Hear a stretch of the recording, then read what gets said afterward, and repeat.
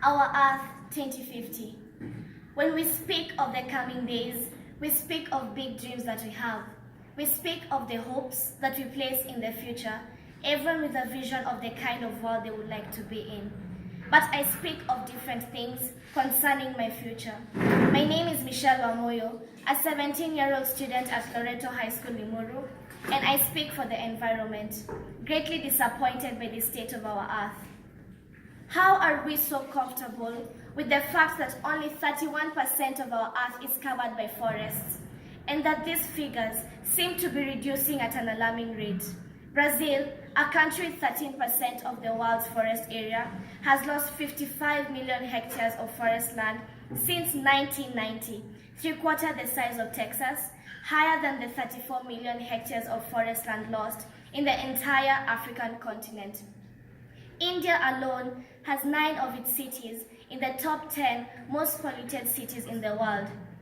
About 50 polar bears invaded a Russian village because our activities are melting away their habitats. But what actions are being taken to stop environmental pollution? What policies are being placed and implemented to protect our endangered forests and animals? What wake-up call do we need to realize that things are no longer the same? It is not just Brazil, India, and Russia affected. The world as one is now dealing with an environmental crisis. Statistics show that if our consumption pattern does not change by 2050, then we will need the resources of 3 planet Earths to sustain us. And where exactly are we supposed to get these other Earths? Those of you who are destroying our world might not even be around in 2050 when my generation and the next will be here experiencing the full effect of your actions because nothing was done today. In pursuit of development, trees are being cut to pave way for industrialization. Emissions from industries and transport systems are choking our lands, our water, and our air. Human activities such as poor waste disposal are destroying our world's ecological balance. Our wildlife is at a risk of complete extinction. Our oceans are an image of floating plastics. Our ozone layer is on the path towards total destruction, and the human race consequently succumbing to all kinds of cancer. Our soils are getting poisoned, no longer bringing forth enough food to feed our overpopulated world. Clean water is getting more and more inadequate and might even become unaffordable. Then what next? Will we start paying to shower? It is a disturbing fact that we already know all this, fully aware of the pathetic state of our environment. We have all the facts and figures, all the statistics, and we know that the fast pace in which the environmental crisis is growing. But we opt to lay in the false hopes of our ignorance. Conferences are convened, solutions and world-changing ideas are formulated, but these policies remain on paper or in words.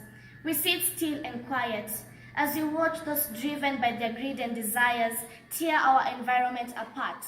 This is not the kind of future that was envisioned by those before us. We are begging for a better 2050, a world flowing with clean waters, where industries run wholly on renewable energy, where wildlife thrives and our lands are full of trees, where non-biodegradable waste is recycled, where leaders and the common citizens work on common ground for the maintenance of the environment, where industrial emissions no longer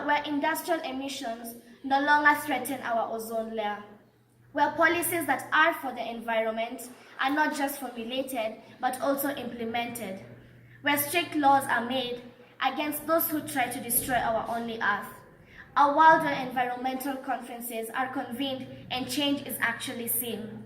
But before worst comes to worst, and our Earth becomes less than what we envision it to be, I will speak for the environment and advocate for change. Let us act like we need the change and realize that if we misuse our only Earth, then suffering is for the lot. So how can we get there? Start by planting a tree.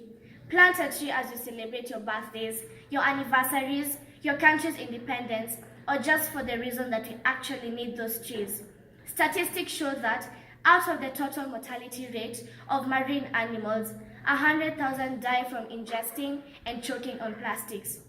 We should therefore reduce and stop the use of plastic bags with laws such as banning their use, as is the case in Kenya, and use recyclable bags instead. Let us help keep the oil in the ground.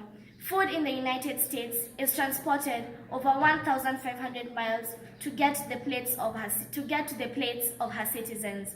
Imagine the amount of fuel being consumed on a daily basis. Instead, let us support our nearest local farmers to reduce amount of fuel being used for food transportation. Conserve energy. Switch off lights when not in use. Reduce time spent on technology and read a book instead. Take a walk, ride a bicycle, or use public means of transport to save on resources. Form and support clubs, societies, organizations, and movements that are ambitious and the adverse consequences. Oh my God.